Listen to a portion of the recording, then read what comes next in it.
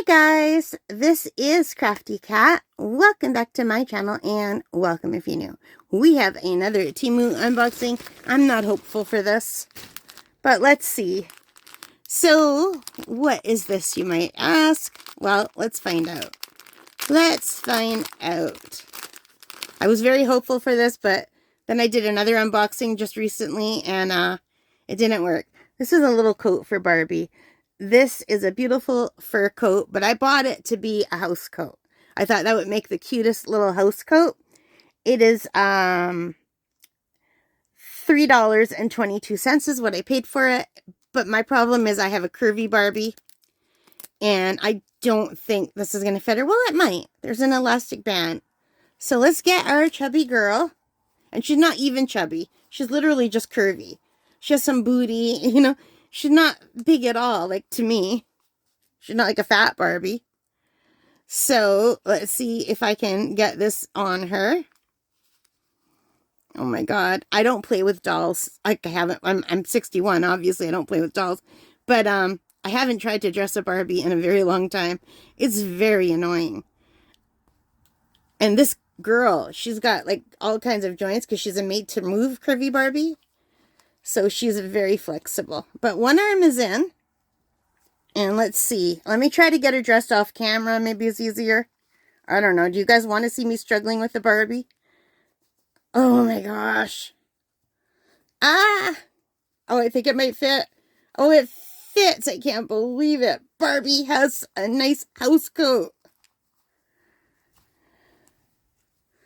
But now I can't see her arm and I can't see how the joints move. Perfect. Now, will it do up? That is the question. Let's move her hair. Yes. Oh my goodness. This is awesome. Barbie's first piece of clothing. It's a house coat. I live in Canada, you guys. I live in pajamas and a house coat usually. I'm only not wearing one now for unboxing because I get too hot.